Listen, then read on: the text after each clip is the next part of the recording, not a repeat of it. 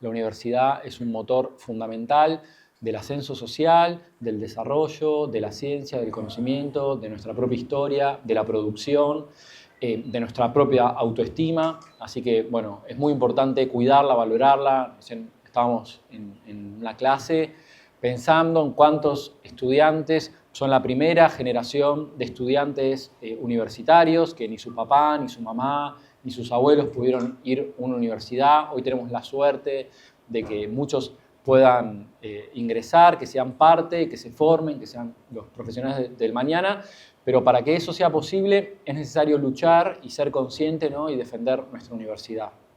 Y el otro elemento, bueno, que viene a colación y me parece que es un poco el motivo también de mi invitación a la universidad, es pensar la dictadura, los 50 años que se cumplen la semana que viene. No sé si se escucha bien lo que estoy hablando, porque hay un ruido de fondo. Allá en el fondo se escucha, ¿va bien? Bueno. Pensar la dictadura, quedó un poco largo el título, así que en el flyer que se distribuyó se mandó una versión acotada, pero eran dos partes sobre lo que me gustaría disertar, que la primera tiene que ver con los objetivos fundacionales de la dictadura militar, ¿no? Y eso a mí me parece uno de los puntos más interesantes para pensar la dictadura, para pensar nuestro presente. Porque, bueno, yo comento, bueno, acá está el libro que publiqué recientemente sobre Martínez de Hoz.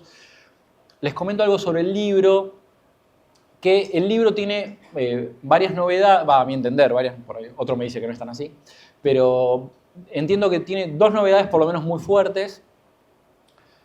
La primera es que hasta ahora la mirada sobre la dictadura había estado esencialmente dominada por la mirada de las víctimas, ¿no? Entonces estaban los familiares de los desaparecidos, los exiliados, los artistas, los sindicalistas perseguidos, las personas que lucharon en la guerra de Malvinas, los presos políticos, bueno, un gran reguero de perjudicados, incluso como sociedad argentina podríamos decir todos.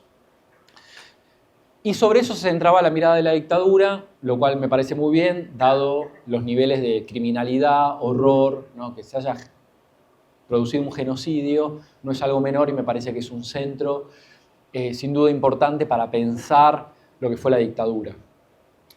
Lo que pasa que yo la propuesta que traté de hacer con el libro es una contrapropuesta, no por no acordar con la mirada de las víctimas, sino por tratar de pensar la dictadura desde la mirada de quienes la llevaron a cabo.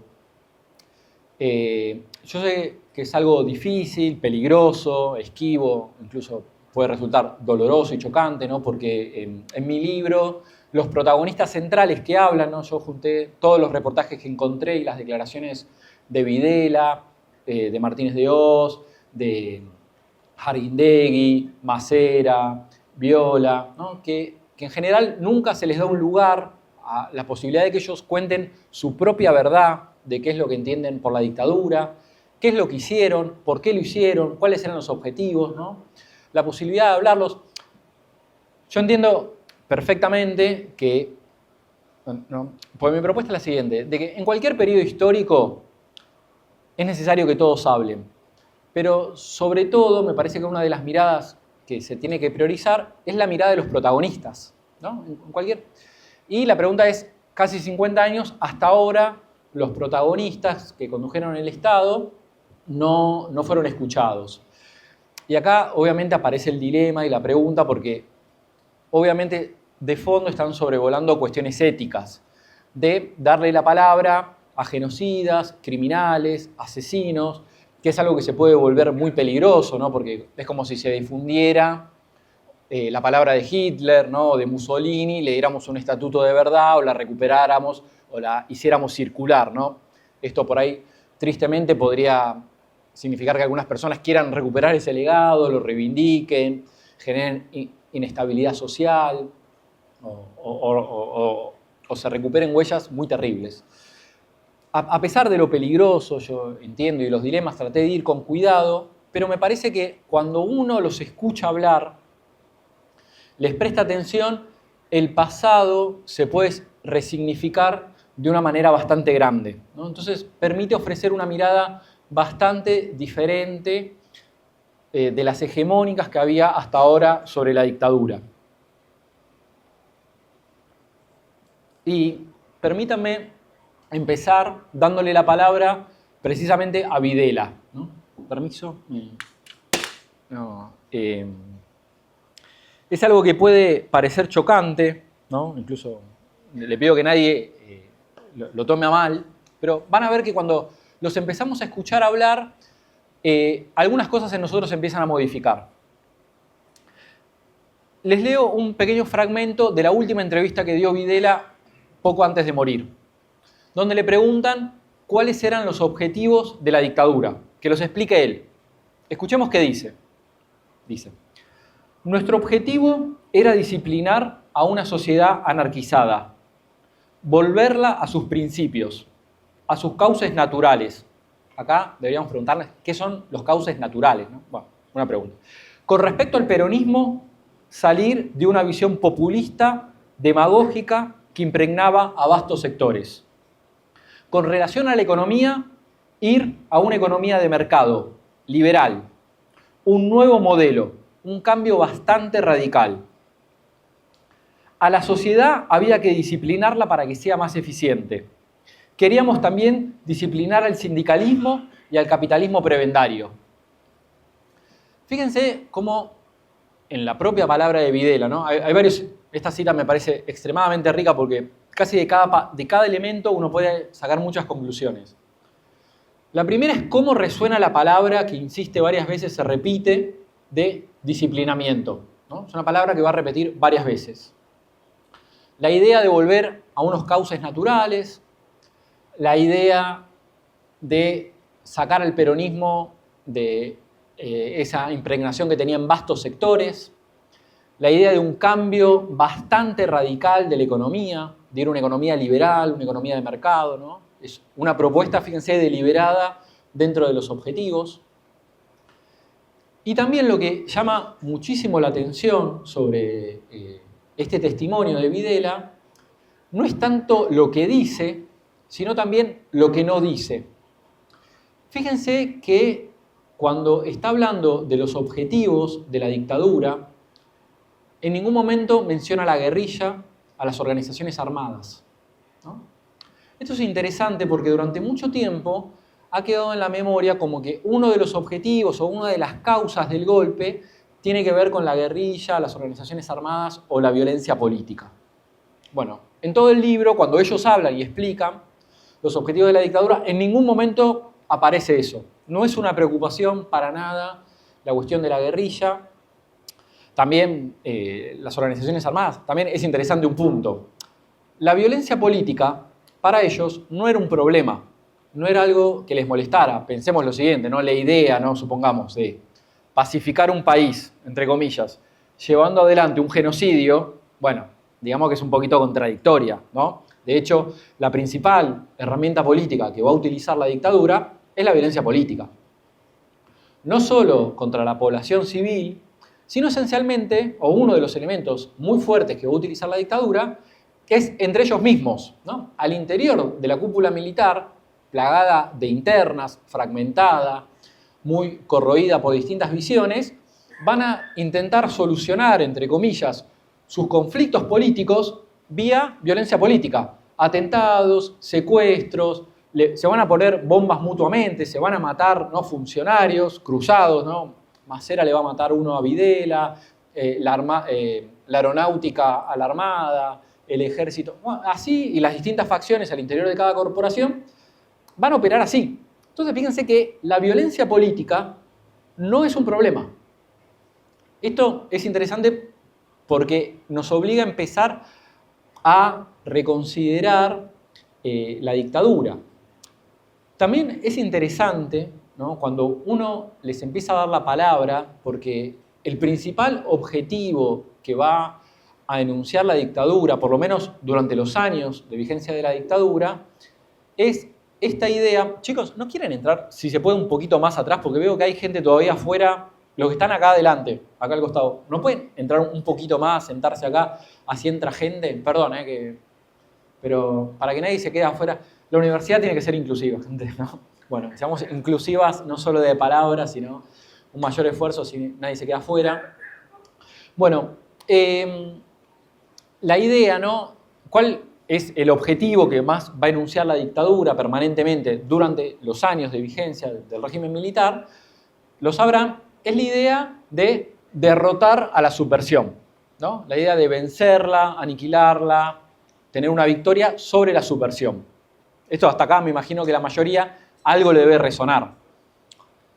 Ahora bien, la pregunta es, ¿qué es un subversivo? Esto es algo que no queda muy claro porque en general la dictadura ha logrado hegemonizar la mirada sobre lo que se entiende sobre subversión, ligado esencialmente a las organizaciones armadas y la guerrilla. Pero cuando uno los escucha, queda claro que el concepto de subversión es un concepto mucho más amplio que las organizaciones armadas y la guerrilla, sino que es un concepto más complejo, que envuelve una serie de sentidos. Por ejemplo, les voy a leer una definición de Videla sobre lo que es la subversión, en una entrevista que le hacen en Nueva York. Dice, un terrorista no es solamente alguien con un revólver o con una bomba, sino también cualquiera que difunda ideas que son contrarias a la civilización occidental y cristiana. Ah, bueno, entonces un subversivo, un terrorista es alguien que difunde ideas, ¿no? Acá ya se empieza a cambiar el concepto de subversión. Incluso hay un reportaje que le hacen a Videla en el 77, que le hace un equipo de prensa británico, que le preguntan por 3 personas acusadas de terroristas, ¿no? Y que no se sabía el paradero.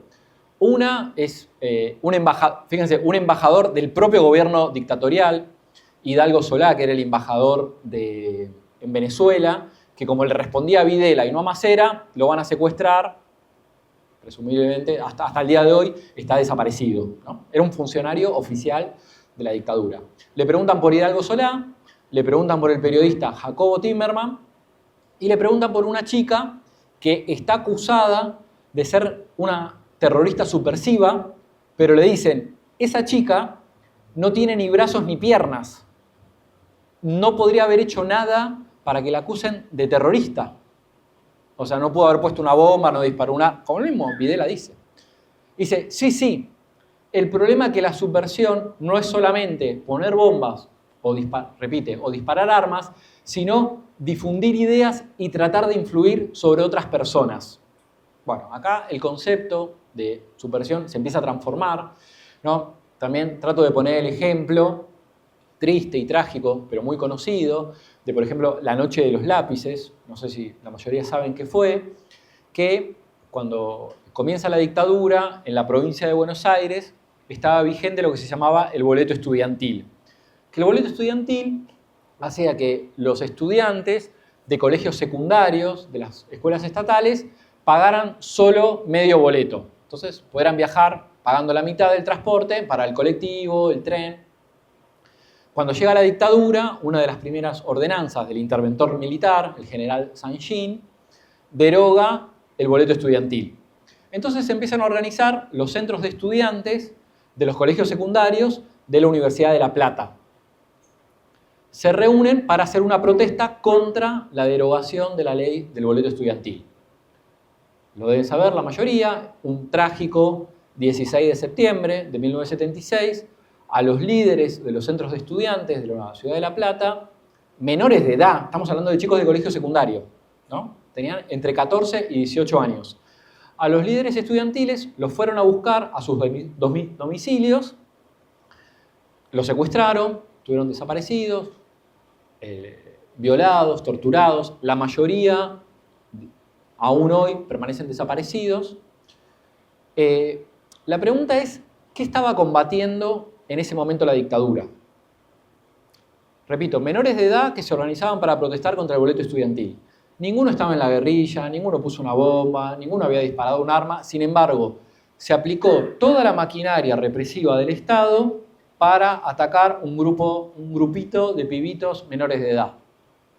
Bueno, acá empiezan las preguntas, que precisamente los militares, cuando se les ha preguntado sobre esto, dicen, estamos combatiendo la subversión. Bueno, como vemos, la subversión en realidad implica cualquier forma de conflictividad social, de desafío, de cuestionamiento. Ellos van a decir que los grandes centros de la subversión son las universidades, los colegios, los profesionales. Van a ver una frase que a la distancia parece ridícula por lo graciosa, ¿no? Que el ministro Bardi, va a decir que el exceso de pensamiento tristemente genera subversión, ¿no? ¿Qué es el exceso de pensamiento? Alguien que piensa mucho, que cuestiona, que lee, que se forma. Entonces acá, ¿quiénes son los que cuestionan, que llevan adelante el conflicto social?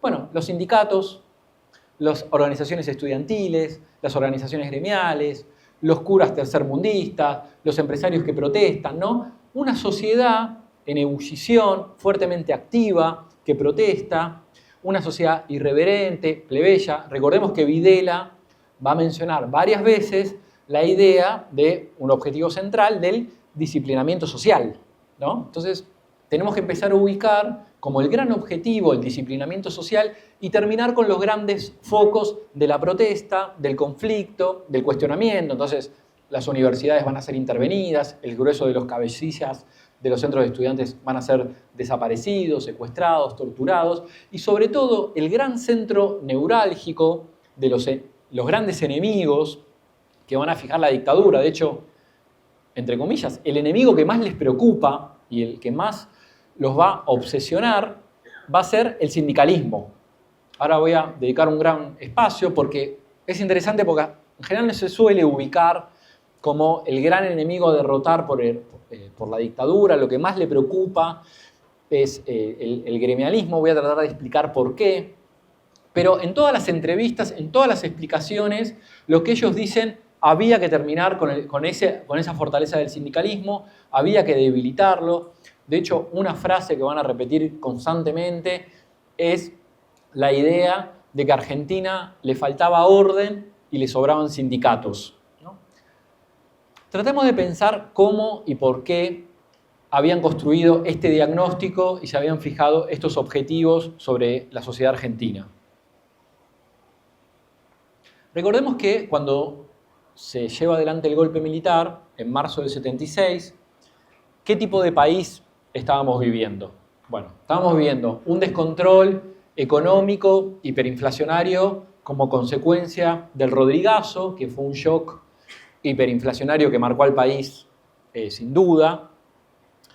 La economía estaba cayendo, había hiperinflación, había mercados negros de muchos productos, estaba todavía la fuerza de la guerrilla, había atentados, secuestros, explosivos. El peronismo, que era el partido gobernante, estaba en una guerra interna consigo mismo, que incluso también solían utilizar como principal herramienta para la resolución de los conflictos la violencia política, ¿no? Matándose entre ellos, poniendo bombas, secuestros, atentados. Isabel Perón no lucía como la persona más capaz de dirigir el país, sobre todo con una coyuntura tan crítica, tan compleja, tan difícil de llevar a cabo. Entonces los militares, con cierta razón, podríamos decir, dicen, estamos viviendo una crisis terminal, ¿no? Uno podría decir, bueno, hasta ciertos aspectos es verdad, era una crisis muy difícil, muy profunda. Y ellos dicen, ¿por qué se llega a esta crisis terminal? Y una pregunta mayor, ¿por qué recurrentemente la Argentina caía en crisis terminales de este tipo? Bueno, la respuesta que se van a dar, para empezar a elaborar su diagnóstico, es que van a decir, esto es culpa del populismo o del peronismo, ¿no? Básicamente le van a echar la culpa al peronismo. Y van a decir, acá el problema es que nosotros entendimos muy mal lo que era el peronismo. Porque nosotros pensábamos que el peronismo era simplemente la figura de Perón. Entonces a Perón ya le habíamos hecho un golpe de Estado, lo habíamos proscripto, lo habíamos exiliado, habíamos prohibido, incluso recuerden los decretos, leyes, se había prohibido decir Perón, Evita, justicialismo, justicia social, no estaba prohibido decirlo. Y sin embargo, para el 76, Perón ya estaba muerto, ya lo habíamos exiliado, ya habíamos hecho un golpe contra la democracia, los partidos políticos, y sin embargo, la sociedad peronista persistía. La sociedad de base plebeya, irreverente, conflictiva, desafiante, con sindicatos fuertes que promueven el conflicto distributivo, las mejoras sociales, las protestas laborales y sindicales, y que incluso cuando se encadenaban y articulaban podían generar fenómenos como el Cordobazo o fenómenos como una respuesta articulada muy fuerte para derrotar el Rodrigazo, el propio programa del gobierno peronista. Entonces decía, acá el modelo, el problema del peronismo, no tanto es el peronismo en sí, sino las condiciones sociales y económicas que hacen posibles que emerja el peronismo, ¿no? Yo uso en el libro una figura de la hidra, ¿no? Este monstruo de la mitología griega clásica, ¿no? No sé si lo conocen, que es un monstruo que vos le cortás una cabeza y salen dos. Entonces con el peronismo ya habían intentado cortarle la cabeza y siempre el peronismo volvía, e incluso de formas cada vez más radicalizadas, porque no solo volvía, por ejemplo, con el gremialismo de base, un gremialismo de izquierda, contestatario, las organizaciones populares, una juventud radicalizada que había girado hacia la izquierda, las organizaciones guerrilleras, ¿no? Entonces era un peronismo cada vez más indómito. Decían, el problema, insisto, es el modelo de sociedad que hace posible el peronismo y estas bases sociales. ¿Por qué? Porque si nosotros seguimos apostando, por ejemplo, continuamos con el modelo industrialista, eso por definición implica tener sindicatos fuertes. O sea, industrias grandes, industrias fuertes, sindicatos fuertes. Si nosotros seguimos apostando por el mercado internismo, por un mercado protegido, va a implicar bajos niveles de desempleo y darle pasto a la lucha social, ¿no? Al conflicto distributivo, que era lo que venían a disciplinar. Si nosotros seguimos apostando por el estado de bienestar, le damos calce a las ideas de igualitarismo social, de horizontalismo, que precisamente son las que queremos derrotar, porque si todos se creen iguales, todos protestan, todos luchan, todos se quejan. Y nosotros lo que venimos a imponer es un nuevo orden social, a disciplinar la sociedad, a instaurar las jerarquías, el verticalismo. Acá se acabó la joda. Entonces, la apuesta central va a ser destruir la sociedad que existía hasta mediados de la década del 70. Fíjense que la propia dictadura va a bautizar a su gobierno como un gobierno, ¿no? ¿Cómo lo llama?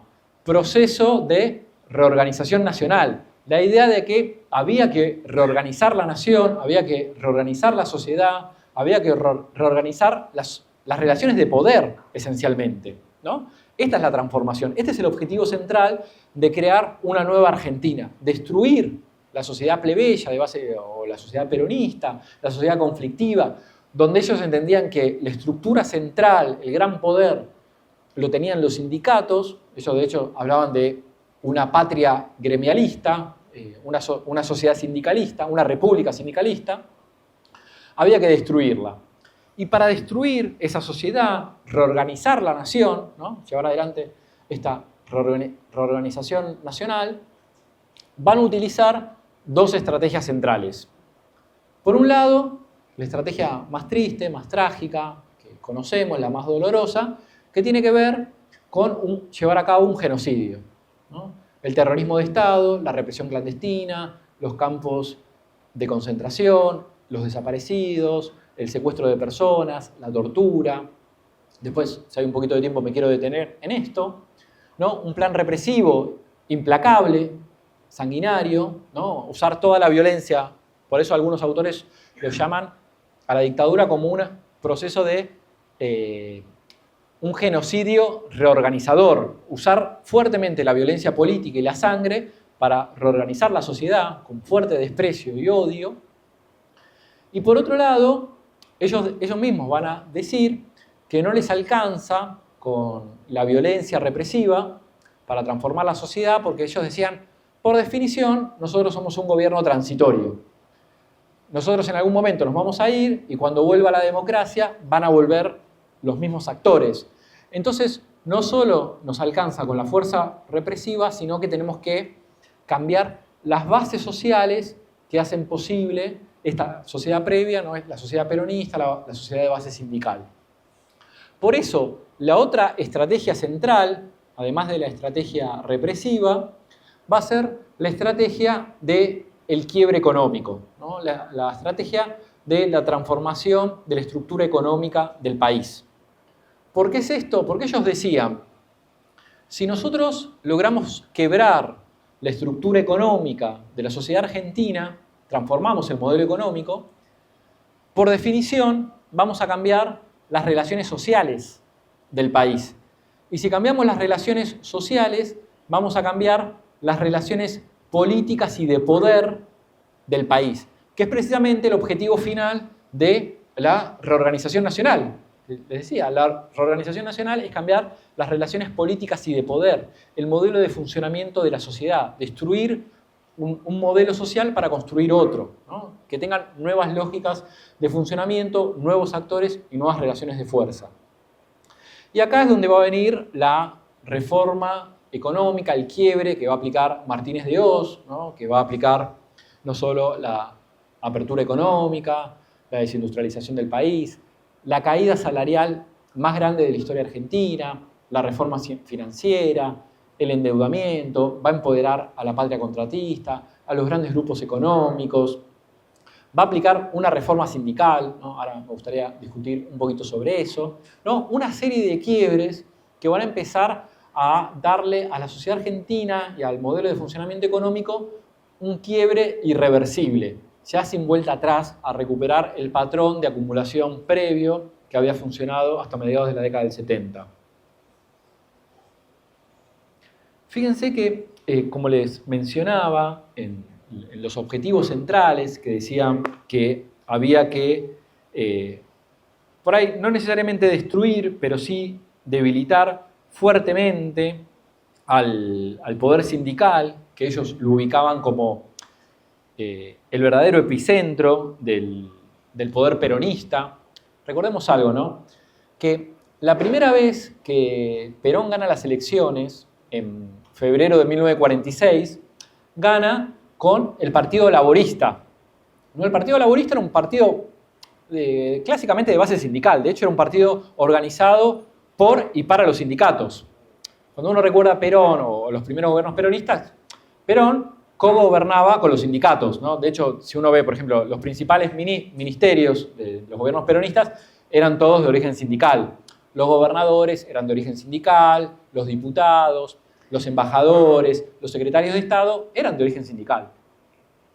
De hecho, cuando vuelva el peronismo al poder en la década del 70, se va a expresar exactamente lo mismo, ¿no? El grueso de los ministerios son de origen sindical, las gobernaciones, la mitad de las gobernaciones están bajo un control de un sindicalista, gran parte de la Cámara de Diputados, de senadores, la mayoría de las intendencias, ¿no?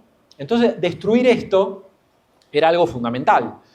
Les leo una entrevista, un reportaje que da Juan Aleman, que era la mano derecha de Martínez de Hoz, cuando la dictadura aplica la reforma sindical. Escuchen lo que dice. Con esta política buscamos debilitar el enorme poder sindical, que era uno de los grandes problemas del país. La Argentina tenía un poder sindical demasiado fuerte, frente al cual era imposible el florecimiento de cualquier partido político porque todo el poder lo tenían ellos. Ahora, con un mercado laboral en movimiento, el trabajador no acude más al dirigente sindical por su problema, porque si no le gusta su empleo, se va a otro y listo. Además, hay salarios diferenciados por idoneidad, por apego al trabajo. Estamos saliendo de la masificación y hemos debilitado el poder sindical. Y esta es la base para cualquier salida política en la Argentina. Fíjense cómo, que es bastante claro lo que dicen. Les leo un reportaje posterior que da Aleman cuando le preguntan por la reforma sindical. Fíjense lo que va a decir años después. Va a decir: nuestra reforma tuvo la gran ventaja de destruir al sindicalismo corporativo.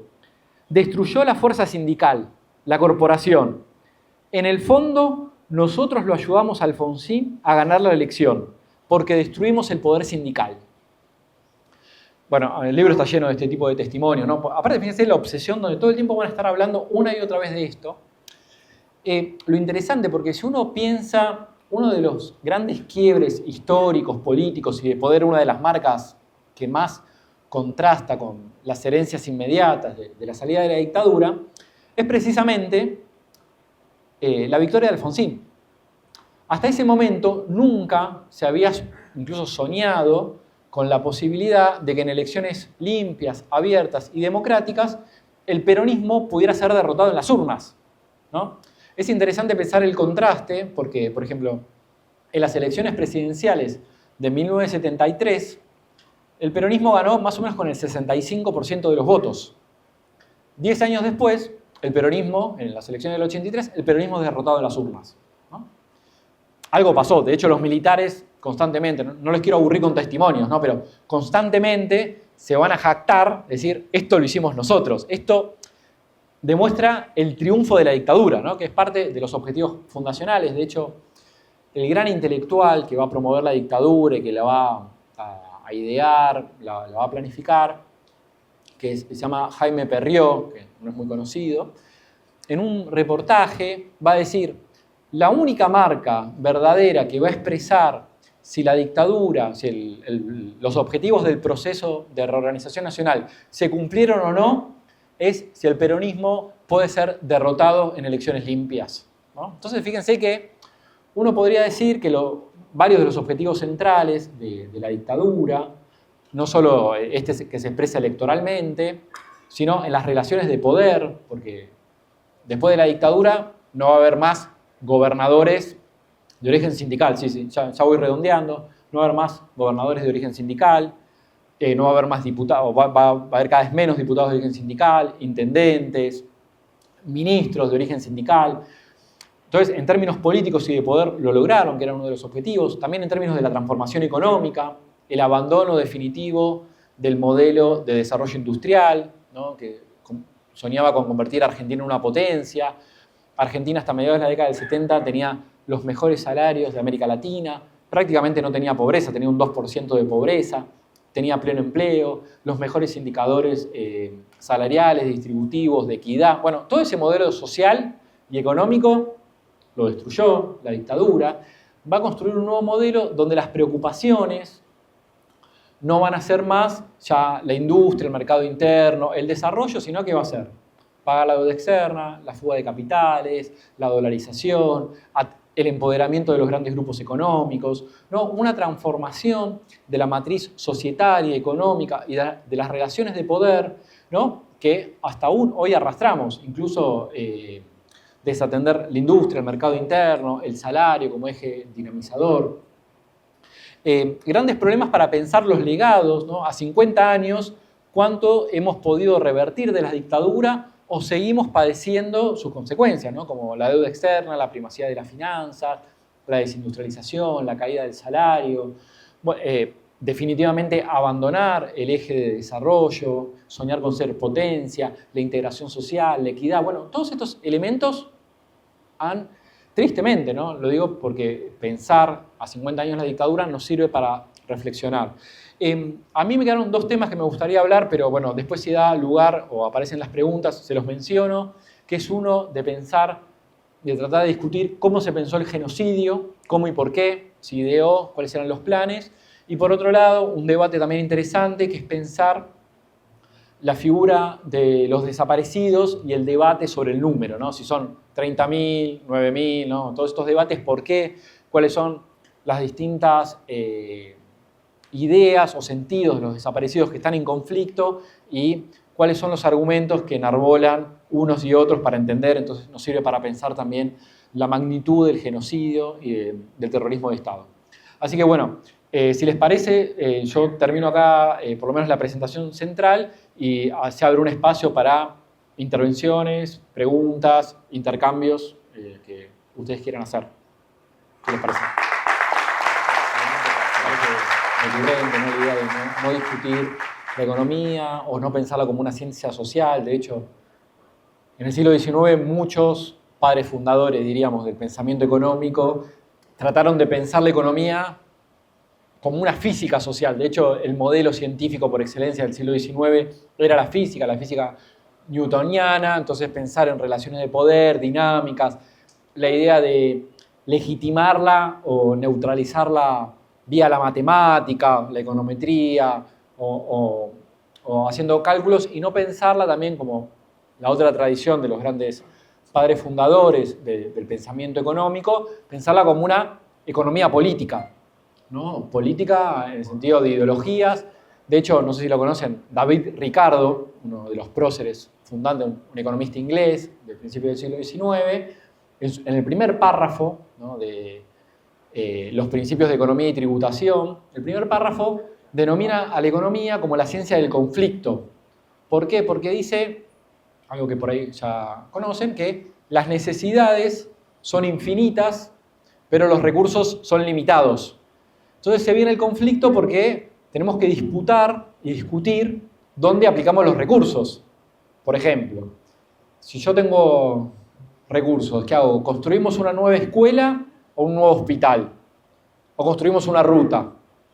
¿O pagamos la deuda externa? ¿Qué hacemos, no? Bueno, fíjense que no es algo evidente, natural, ¿no?, objetivo, sino que es elemento de discusión, que nos obliga a pensar la política, las ideologías, las necesidades, qué es más importante, ¿no? La educación, la salud, atender los compromisos financieros, la infraestructura, el entramado productivo. Bueno, cada gobierno, fíjense que si ganara el kirchnerismo, tal vez trazaría otro diagnóstico económico, si ganaran los marxistas, trazarían otro diagnóstico económico, si ganara un sector muy favorable al campo, otro diagnóstico económico, otras medidas económicas. Entonces, es necesario siempre discutir la economía, discutirla con el pasado, también las herencias que nos deja la dictadura en términos, por ejemplo, del poder, la élite económica que gobierna la Argentina, que es una herencia directa de la dictadura, no solo porque la hemos financiado a través de subsidios, créditos blandos, consumos del Estado. La gran patria contratista se le ha estatizado la deuda externa, todos la pagamos nosotros, ¿no?, a los grandes acreedores. De hecho, también cómo se han empoderado y transformado. Yo en la radio, voy a dar un ejemplo que a Mario le gusta mucho, que por ejemplo, antes de la dictadura, esto para que lo pensemos, cómo se transforma la economía, el poder, las relaciones políticas y sociales. Antes de la dictadura, el grupo Clarín, ¿no?, tenía una sola empresa, ¿no? En realidad no era un grupo económico, tenía una sola empresa, que era el diario Clarín. No tenía nada más. Hoy tiene 486 empresas, ¿no?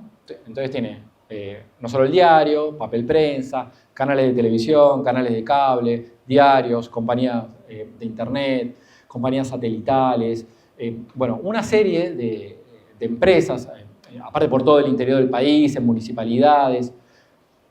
¿Cómo hizo esa empresa para prosperar tanto cuando el país no ha parado de crecer la pobreza, la desigualdad, se desindustrializó, creció el endeudamiento, ¿no? Fíjense cómo los grandes grupos económicos no han parado de crecer, de multiimplantarse, de controlar sectores centrales de la economía, mientras a una gran mayoría le fue mal, ¿no? Incluso, por ejemplo, pensemos el grupo Macri, que el periodo que más creció fue gracias al Estado, que también le estatizó la deuda, y que ha crecido lo suficiente para que un hijo de un gran grupo económico, para pensar en clave polémica, lo digo para sacudirnos y discutir si es efectivamente así lo que digo o no, por ejemplo, Menem, cuando gana las elecciones en el 89, recuerden que el primer ministro de Economía de Menem, eran gerentes del grupo Burgibón, ¿no?, también patria contratista, estatizados, y Menem de alguna manera le entrega el control de la economía y va a aplicar el programa siempre soñado por el capital concentrado, ¿no?, el programa de apertura, de regulación, privatizaciones, flexibilización laboral, caída del salario, bueno, el clásico programa neoliberal. Y donde se decía en esa época que Menem le dio el poder a los que ya lo tenían, ¿no?, a los que ya controlaban los grandes resortes. Entonces, de alguna manera le tuvo que alquilar el partido político, el peronismo, a los grandes grupos económicos. Pero fijémonos cómo pocas décadas después son los grandes grupos económicos los que ya llegan solos.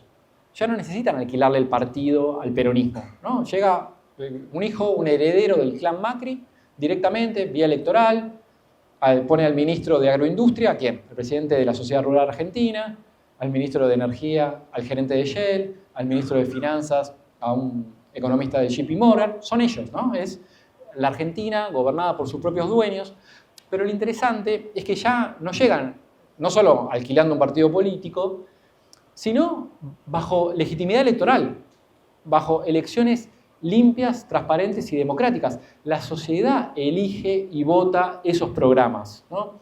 Entonces, acá cuando pensamos el largo plazo, los 50 años de la dictadura, las herencias, como ciertas persistencias, ¿no? Estas invariantes que se sostienen, también han quebrado la matriz de preferencias de la población, llevando a que la propia población valide las políticas liberales que eran impensados hasta mediados de la década del 70. ¿No? Te quiero hacer dos preguntas cortitas. La primera, si podrías ahondar un poquito sobre la relación con el Fondo Monetario Internacional, y la segunda, sobre el tema de las distintas sociedades patronales, ¿sí? Sabiendo que Martínez de Oz proviene nada más y nada menos que de lo que nosotros denominamos la sociedad rural argentina. Eso nada más. Muchas gracias. Bueno, muchas gracias por la pregunta, es un tema muy interesante, muy complejo. Yo en el libro trato de problematizarlo bastante. Con relación al FMI, el fondo es raro porque solo dio podríamos decir, dos ayudas iniciales. La primera ayuda fue negarle un préstamo stand-by al gobierno peronista. Esto está en los propios documentos del FMI que dicen: no le demos la plata al gobierno peronista de Isabel, así ayudamos a que se caiga, ¿no? Entonces, esa fue como la primera ayuda, por así decirla, no desembolsando fondos. Y con respecto a Martínez de Oz, inicialmente el fondo va a ayudar un poco, pero va a ser muy poquita plata y en un periodo, solo en el 76 da dinero.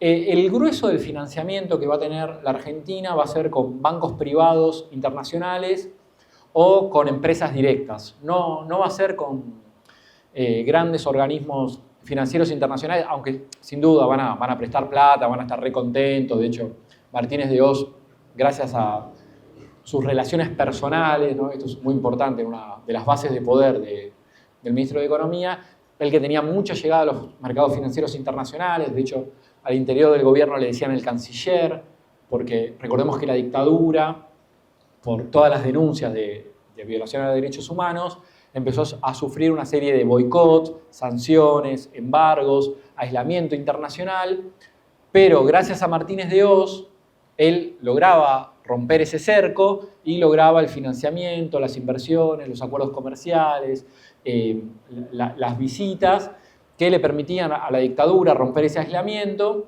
Entonces va a lograr un gran financiamiento, como comenté en el curso de al lado, antes de empezar acá, que estuvimos charlando un poco, que en la década del 70 el financiamiento internacional va a crecer en todos los países del mundo. Todos los países del mundo se van a endeudar de manera muy responsable, sobre todo los países periféricos, especialmente América Latina, va a ser la región del mundo que más se va a endeudar en la segunda mitad de la década de los 70, y el país que más se va a endeudar va a ser casualmente Argentina, ¿no? Entonces, para poner un poco en contexto esto. Y la otra parte de la pregunta, ya para no extenderme mucho, es interesante porque Martínez de Oz, como vos decís, era el nieto del fundador de la Sociedad Rural Argentina. El papá de Martínez de Oz va a ser presidente de la Sociedad Rural Argentina. Martínez de Oz va a ser miembro, no presidente, pero sí miembro. Sí va a ser el presidente del Consejo Empresario Argentino. Va a ser también dirigente de APEGE, que era una patronal, una asociación de patronales que van a hacer distintos paros patronales para derrocar al gobierno peronista. Y de hecho va a ser el máximo operador político del gremialismo empresarial, ¿no? De hecho, como pasaba con Menem, si la dictadura el objetivo central era instaurar las jerarquías, restaurar un país liberal. Pensemos que en el 76 estamos a 4 años de que sea 1980, que se cumple un centenario. Ellos querían ser una suerte de nueva generación del 80, refundar la nación, ¿no? La idea de, si la generación del 80 decía, tenemos como misión organizar la nación, los militares dicen, tenemos como misión reorganizar la nación. Y acá van a tomar varios elementos, ¿no? De la generación del 80. Uno es la organización vía genocidios, o sea, la generación del 80 con la campaña del desierto y con la campaña al desierto llamada desierto chaqueño. y también hacerlo sin las masas, ¿no? En un proyecto profundamente elitista, antidemocrático, donde las élites mandan y gobiernan sin pedir permiso. La dictadura buscaba restaurar, ¿no? Hablamos del disciplinamiento social, las jerarquías sociales, el verticalismo, y nada mejor que si se quería volver a recuperar ese pasado supuestamente próspero, liberal, donde el país esté una vez más gobernado por sus propios dueños, que gobierne el máximo exponente del poder económico concentrado del país, que en ese momento era Martínez de Oz. No solo, insisto, por las vinculaciones internacionales, por presidir el Consejo Empresario Argentino, por ser el vicepresidente de Fiel. Y inicialmente las grandes patronales empresariales van a apoyar a la dictadura militar, sin duda, pero paradójicamente por los desastrosos resultados económicos que empieza a generar el modelo de Martínez de Oz, van a empezar a tomar una distancia cada vez más grande de Martínez de Oz, van a empezar incluso a hacer paros patronales contra Martínez de Oz, que esto está muy poco estudiado, se van a movilizar, van a hacer protestas. El grueso de las grandes centrales agropecuarias, industriales, la Cámara Argentina de la Construcción, se van a quejar contra Martínez de Oz. Recordemos que 3 de los 5 bancos más grandes del país van a quebrar. El grupo Sacetru, que era el principal grupo privado del país, va a quebrar. La Bernalesa, que era la principal industria textil del país, va a quebrar. Bueno, los grandes campeones nacionales, ¿no? En este modelo de reestructurar las relaciones económicas y productivas, va a dejar grandes perdedores que van a ser también grandes campeones nacionales, que hasta ese momento uno podría considerarlos parte de la élite del poder económico, que les va a ir muy mal, incluso al campo, la va a ir muy mal con Martínez de Oz, a pesar de que se pensaba que la dictadura iba a ser un gobierno pro campo o pro ruralista, le va a ir bastante mal. Entonces, también esta es una de las extrañas paradojas para pensar la dictadura y el modelo de Martínez de Oz, ¿no? Primero, es interesante pensar el rol del radicalismo durante la dictadura, ¿no? El radicalismo en líneas generales participó, acompañó y fue parte de la dictadura. Yo les mencionaba el caso de Hidalgo Solá, que era el embajador en Venezuela, que era un civil, que era el delfín político, el brazo derecho de Balbín, ¿no? Que Balbín, que acompañaba a la dictadura, de hecho, la subsecretaría general de la presidencia van a ser todos balbinistas que van a acompañar, porque la idea era, si la dictadura era exitosa, hacer primero, como se hizo en Brasil, ¿no? Un presidente civil que gobierne la transición, que se suponía que iba a ser un radical, se pensaba en Balbín, o sobre todo en Hidalgo Solá. De hecho, había una puja con Martínez de Oz, porque Martínez de Oz quería ser el civil, que sea presidente, que haga la transición democrática. De hecho, a Hidalgo Solá lo va a secuestrar en tándem Suárez Mason y Macera, precisamente para que no sea un candidato a heredar el proceso. También es interesante porque, por ejemplo, los principales candidatos del radicalismo durante los años siguientes van a ser todos muy cercanos a la cúpula militar. El caso de Alfonsín también. Alfonsín era amigo íntimo de Jardindegui. De hecho, habían sido compañeros del liceo militar, ¿no? Por lo menos eso es lo que cuentan los militares. También para el caso de Suárez Mason decían que eran amigos. A varios ministros, por ejemplo, Villarroel se le decía el general radical, ¿no? Eran general colorados y radicales. Suárez Mason era afiliado al radicalismo, era amigo íntimo de Perete, que era el vicepresidente de Ilia. Angelos había sido era el representante argentino en la OEA de la dictadura militar. De hecho, por ejemplo, Joffre, que era el subsecretario de la Secretaría General de la Vicepresidencia, después de ser el jefe de campaña de Angelos, bueno, era parte central del corazón de la dictadura. Y de la Rúa era amigo y pariente también de Villarroel en Córdoba, ¿no? Pensemos estas relaciones tan copiscuas entre la cúpula radical al inicio de la dictadura con lo que había pasado con el peronismo al inicio de la dictadura. Si uno piensa, los principales nombres del peronismo estaban todos presos o en el exilio, ¿no? Isabel presa, Menem preso, Casildo Herrera exiliado. ¿Cómo? Lorenzo Miguel preso, Ibáñez preso, Lavaque preso. Cámpora preso, ¿no? Le habían hecho el exilio primero en la embajada, no creo de México, y después le van, justo que tenía cáncer, y le van a dar el salvoconducto una semana antes de morir, ¿no? Entonces, toda la cúpula del radicalismo cercana, de hecho van a ocupar muchas embajadas, muchos miembros radicales. La mayoría, esto es un dato que se olvida, pero es interesante, que las intendencias durante la dictadura, solo el 10% de las intendencias quedaron a manos de militares. El 90% de las intendencias quedaron a manos de civiles. Pero lo que es interesante es que la mitad de las intendencias quedaron a manos de partidos políticos, ¿no? Y el radicalismo fue el partido que más aportó intendentes a la dictadura.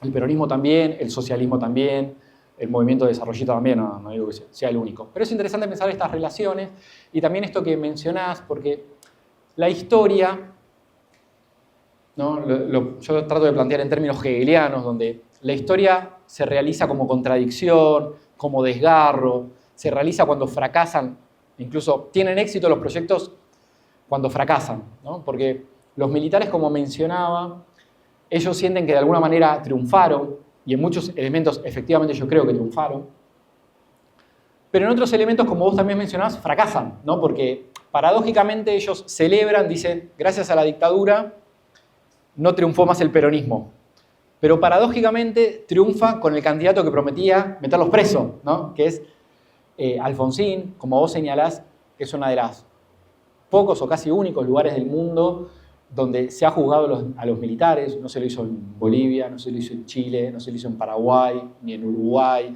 ni en Brasil, en Perú, ¿no?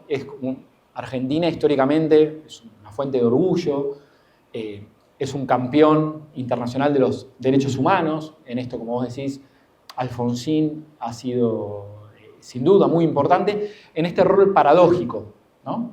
Que los ha metido preso, el peronismo no estaba a favor del juzgamiento. De hecho, Luder se va a manifestar en la campaña que iba a respetar el decreto de autoamnistía de los militares, ¿no? Pero esto es paradójico porque, por ejemplo, Jarayndegui va a decir que, y varios militares van a decir que votaron a Alfonsín, ¿no?